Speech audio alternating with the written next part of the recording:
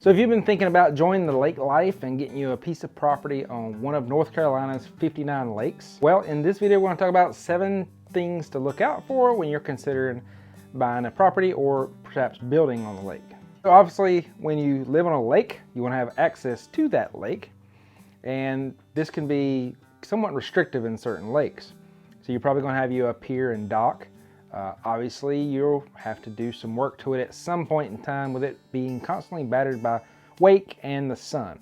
Now each lake has different restrictions and or fees associated with doing work to essentially property that's already yours.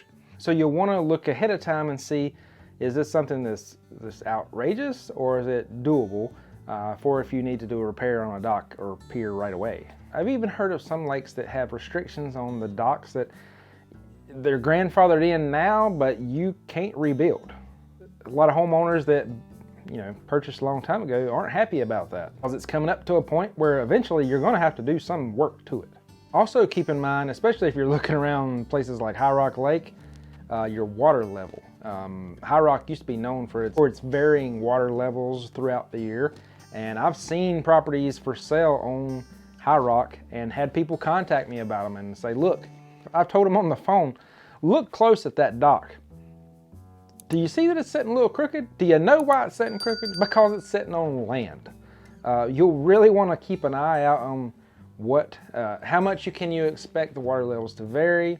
Do you have enough water level where you're going to be purchasing to have whatever kind of watercraft you're looking for? Obviously, if you're looking for something like a pontoon, you don't need that much. But if you want something else that might take up more depth of water, you want to keep that in mind before you close on the property. Make sure you get a copy of all these restrictions that each lake has and look over and understand them thoroughly. Just because your realtor says one thing or another, make sure it's ultimately up to you to read and understand these. And if you got a question, I suggest calling the board or the directors that are in charge of the lake themselves and asking questions before you actually close on a property. Another set of rules, restrictions, or regulations you could come in contact with around a lake is an HOA. Depending on what neighborhood you buy in, you might be buying in one that's either may not be waterfront, or you could be waterfront, depending on which house you buy. A lot of these have HOAs or gated communities around them. Now, I know everybody hates an HOA, most of the ones I run into, but they do serve a great purpose. I mean, this is an investment, especially when it's on a lake. Down the road, you potentially to sell it. And in the future, HOAs can keep Billy Bob from living next door in his camper and sitting on the front yard drinking beer in his boxers on the weekends, versus basically uses an HOA to keep your property value up and keeping everybody to a standard. Now, I know a lot of people hate that standard, but they do serve a great purpose in this regard. Now, I don't know that they can exactly do something about Billy Bob and his boxers, but a lot of times you can't park a camper. Now, number 3, kind of going off that HOA rant, I suggest this with every house, whether land or water. Make sure once you find a property you really like, put it in Google, look at the street view. This is a quick way to eliminate houses, especially if it's not in an HOA. You might have that Billy Bob living next door or slumming it, or it could be a house that's actually about to fall in on itself. While it may not affect you right now and you may not care, I try to think long term for my clients and think about how is this going to affect you if you go to sell the property. How are others going to view this down the road if the property doesn't get fixed up in the meantime? Number 4, keep in mind that around the lake there's limited space, obviously. Also means that the lots are more expensive. Therefore, most houses aren't going to be on a conventional sized lot or conventional shaped lot. And most houses aren't going to be conventional. If you're looking for a long brick ranch that faces the road, you're probably not going to find it because it would just be weird. So keep in mind that when you're looking for a lake house, that a lot of times you're not going to find conventional houses.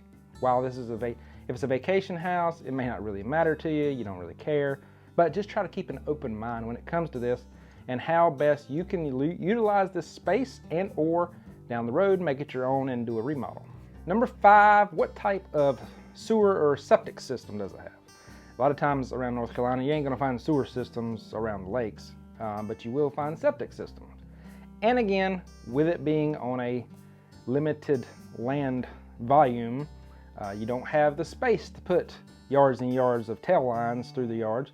for a conventional septic system sometimes. Now, some of the older properties I'm sure are grandfathered in and have conventional systems and they're fine, but what you need to do is keep in mind, especially if you're building, what type of septic system is going in and how much more is it going to be, because anything basically other than conventional, it's either going to cost you more or be a lot more maintenance. Number 6, watch out for special assessments. These are basically just additional fees that you could get charged monthly or yearly, just depends. Most of the time you see special assessments with HOAs. So let's say they're putting in a sidewalk or repairing a sidewalk or putting in new lighting or whatever for the community, additional to what they normally do. They'll charge that additional fee to you, the homeowner. Now, there are also special assessments on the water side of things. One that I have heard about is a particular lake, not North Carolina, but a particular lake having dam issues, and it bust a few times, and well, the county or city decided to fine the people that are around the lake to pay for these repairs. So you want to watch out for this and factor it in, if there are any, into your monthly payments, and to make sure it's actually affordable. But watch out, just because there isn't a special assessment in place at the time you buy the property doesn't mean there can't be a special assessment down the road. So just keep that in mind. And number 7, as I said before, land is limited around the lake.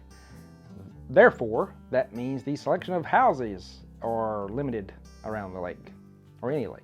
So it's important to be patient when you're looking for a lake house, because there just isn't as many to choose from, even though there's not really many to choose from conventional houses either right now. Now, we'll provide down below in the description a link to waterfront properties. If it might be something you're interested in, hit me up. But honestly, the best time to buy a waterfront property is when no one else is looking. I tell clients, if you have the time, let's look in the winter or in the fall going into winter. People don't typically like to buy a lake house when it's expecting to be snow. So if you find somebody that's selling a lake house and it's winter time, typically they're going to be more motivated, meaning you keep a little bit more of that money in your pocket to either buy something else or do renovations to the lake house. Now, supply is generally going to be lower during the winter too. So again, just be patient. Again, if you're looking for a lake house in North Carolina, I'd love to talk to you, or any house in North Carolina. And thanks for watching the video, and till the next one, see you later.